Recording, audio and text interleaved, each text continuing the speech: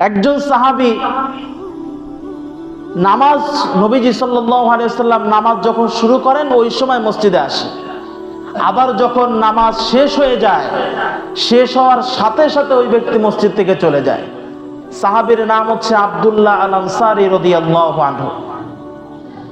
এই সাহাবী এইভাবে নামাজ আদায় করেন। আপনারা জানেন মুনাফিকের আলামত হচ্ছে তিনটি, তার ভিতরে একটা হচ্ছে মসজিদে সবার শেষে আসে, আবার সবার আগে মসজিদ থেকে চলে যায়। এমন মানুষ আমার সমাজে আছে না নাই? এটা হচ্ছে মুনাফিক। এটা কি? যারা নামাজের ব্যাপারে অলসতা করে, নবীজি বলেছেন তারা হচ্ছে মুনাফিক। কারণ প্রকৃত মুসলমান কখনো নামাজে অলসতা করতে পারে না। সাহাবায়ে কেরাম বললেন, ইয়া রাসূলুল্লাহ, আপনার এই সাহাবী তো মুনাফিক হয়ে গিয়েছে। নবীজি বললেন, কেন? সাহাবায়ে কেরাম বললেন, আপনার এই সাহাবী আপনি যখন নামাজে দাঁড়ান সবার শেষে মসজিদে আসে, আবার নামাজ শেষ করার সঙ্গে সঙ্গে মসজিদ থেকে চলে যায়। নবীজি বললেন, আন্দাজে কারোর ব্যাপারে কোনো ধরনের কোনো কথা বলা যাবে না, আমি নিজে দেখব ওই সাহাবী কি করে। নবীজি আসরের নামাজ আদায় করবেন, যখন নামাজের প্রস্তুতি নিচ্ছেন পিছনের দিকে তাকিয়ে দেখে ইকামত শুরু হয়ে কেবল শেষের দিকে, ওই সময় ওই সাহাবী দৌড় দিয়ে আসছে। আবার নামাজ শেষ করে নবীজি পিছনে তাকিয়ে দেখেন সাহাবী এক দৌড়ে বাড়ি চলে যাচ্ছে। নবীজি সাল্লাল্লাহু আলাইহি ওয়াসাল্লাম আসরের নামাজের পরে সাহাবায়ে কেরামকে নিয়ে তার বাসায় গেলেন। আল্লাহর নবী, বিশ্ব নবী সাহাবীর বাড়ি চলে গেলেন। বাড়িতে যাওয়ার পরে দেখতে পেলেন এত পরিমাণে গরিব সাহাবী, ছোট্ট একটা ঘর গোল পাতা দিয়ে চতুর্দিকে ঘিরে রেখেছে। ওই সাহাবীর দরজায় দাঁড়িয়ে বিশ্ব নবী সালাম দিলেন, আসসালামু আলাইকুম। আল্লাহর নবী, বিশ্ব নবী সালাম দিচ্ছেন, ভিতর থেকে কোনো উত্তর নাই। আবার বিশ্ব নবী সালাম দিলেন, আসসালামু আলাইকুম ওয়া রাহমাতুল্লাহি ওয়া বারাকাতুহু। ভিতর থেকে সাহাবী কোনো উত্তর দেন না, ভিতর থেকে কোনো আওয়াজ আসে না। আবার তিনবার বিশ্ব নবী সালাম দিলেন, তৃতীয়বার ঘরের থেকে আওয়াজ আসলো, আলাইকুমুস সালাম ওয়া রাহমাতুল্লাহ। প্রথম দুইবার সালামের উত্তর দিলেন না, তিন নম্বর বার উত্তর দিলেন। বিশ্ব নবী সাল্লাল্লাহু আলাইহি ওয়াসাল্লাম যখন নাকি এই সাহাবীর দরজায় গোড়ায় এসেছিলেন, সঙ্গে সঙ্গে তিনি দেখতে পেলেন দরজার সামনে একজন ছোট্ট বাচ্চা। এই বাচ্চাটার হাতের ভিতরে শিকলি দেওয়া আছে, পায়ে শিকলি দিয়ে ঘরের দরজার সঙ্গে বেঁধে রাখা হয়েছে। বিশ্ব নবী যখন তৃতীয়বার সালাম দিলেন, দরজা খুলে দেওয়া হলো। আব্দুল্লাহ আনসারী রাদিয়াল্লাহু আনহু ঘরের ভিতর থেকে বের হয়ে বললেন, ইয়া রাসূলুল্লাহ, আমার মতো একজন গরিব সাহাবীর ঘরে আপনি এসেছেন, কি মনে করে আপনি আজকে আমার ঘরে আসলেন? বিশ্ব নবী বললেন, ও আমার সাহাবী, কেন আসছি পরে বলবো, দুইটা প্রশ্নের উত্তর দাও। এক নাম্বার প্রশ্ন হলো, দুইবার তোমার ঘরের সামনে দাঁড়িয়ে আমি বিশ্ব নবী সালাম দিয়েছি। প্রথমবার সালাম দিলাম, কোনো উত্তর দাও নাই। দ্বিতীয়বার সালাম দিলাম, কোনো উত্তর দাও নাই। তিন নম্বর বার ঘরের থেকে বের হয়ে উত্তর দিলে। ও সাহাবী, প্রথম দুইবার কেন তুমি উত্তর দাও নাই, কারণটা বলো। আল্লাহর নবীর সাহাবী আব্দুল্লাহ আনসারী চোখের পানি ছেড়ে দিলেন, বললেন, হে নবী, আপনি যখন আমাকে সালাম দিলেন ওই সময় আমি ঘরের ভিতরে ছিলাম, আপনাকে সালামের উত্তর দিতে পারি নাই। তার কারণ হলো, আপনি যে আমার শরীরটা দেখতে পাচ্ছেন, এই শরীরের ভিতরে যেই কাপড়টা আছে, আল্লাহর নবী আল্লাহর নামে কসম করে বলি, আমাদের পুরা ফ্যামিলির ভিতরে একটা কাপড় ছাড়া আর কোনো কাপড় নাই। এই একটা কাপড় আমি নামাজ পড়ি, একটা কাপড় আমি আমার শরীরের ভিতরে পরি, একটা কাপড় আমার স্ত্রী নামাজ আদায়ের সময় পড়ে। এই একটা কাপড় ছাড়া আমাদের শরীরের ভিতরে কোনো কাপড় নাই। এই জন্য আমাদের ঘরের ভিতরে আমরা একটা গর্ত করে নিয়েছি। আমার স্ত্রী যখন নামাজ আদায়ের সময় হয়, ওই সময় আমি নিজে কাপড়টা খুলে আমার স্ত্রীর গায়ে দেই। উলঙ্গ অবস্থায় তো নামাজ পড়া যাবে না।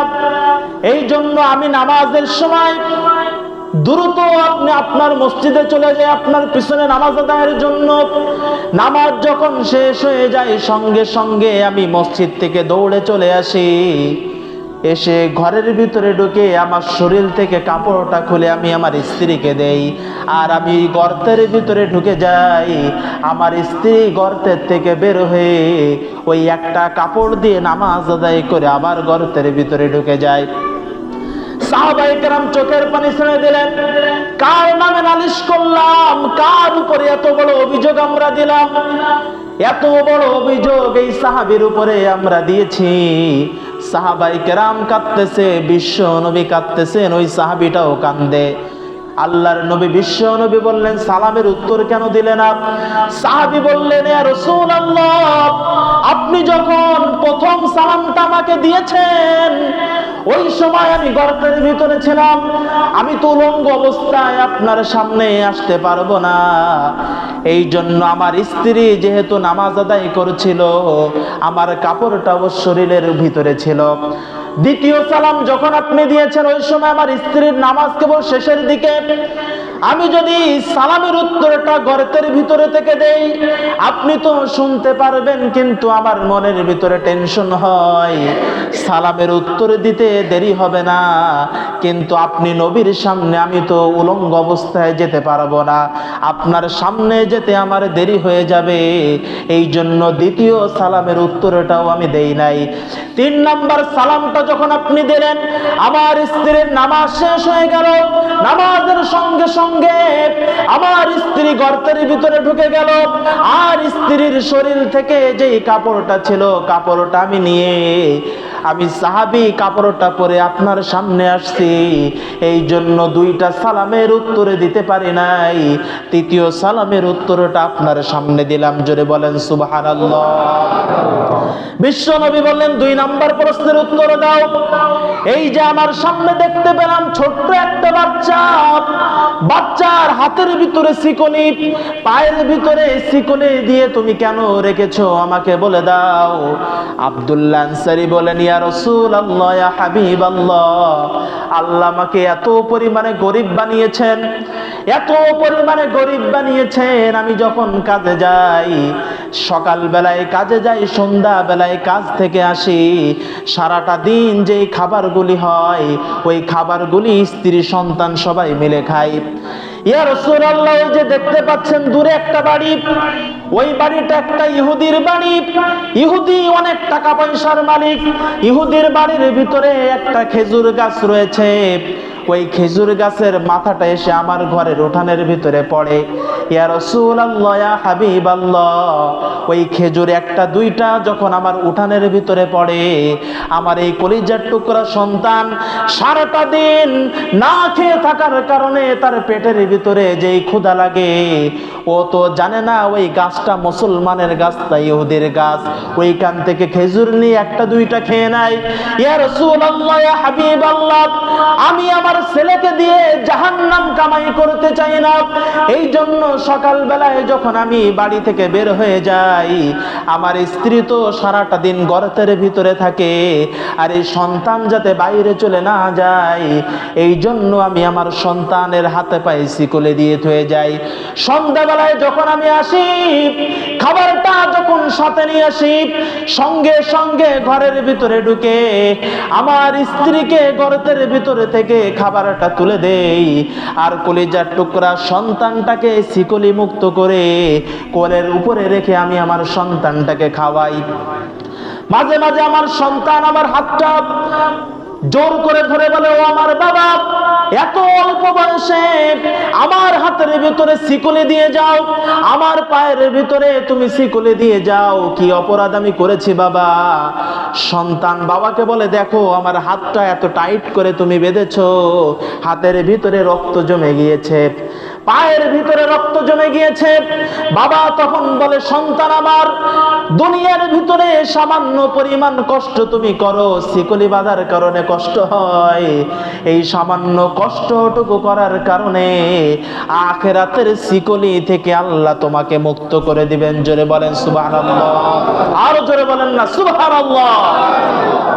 নামাজের ব্যাপারে যত্নবান হয়েছে, এত কষ্ট জীবনে, তারপরেও তারা নামাজ ছেড়েছেন? ছাড়েন না। এজন্য আমাদের নতুন বছর শুরুর 2 নম্বর কর্মসূচি হচ্ছে, আমরা নিয়ত করব এখন থেকে আমরা এক ওয়াক্ত নামাজও ছেড়ে দেব না। রাজি আছেন ইনশাআল্লাহ? আল্লাহ পাক রব্বুল আলামিন আমাদের সবাইকে 5 ওয়াক্ত নামাজের ব্যাপারে যত্নবান হওয়ার তৌফিক দান করেন। জোরে বলি আমিন।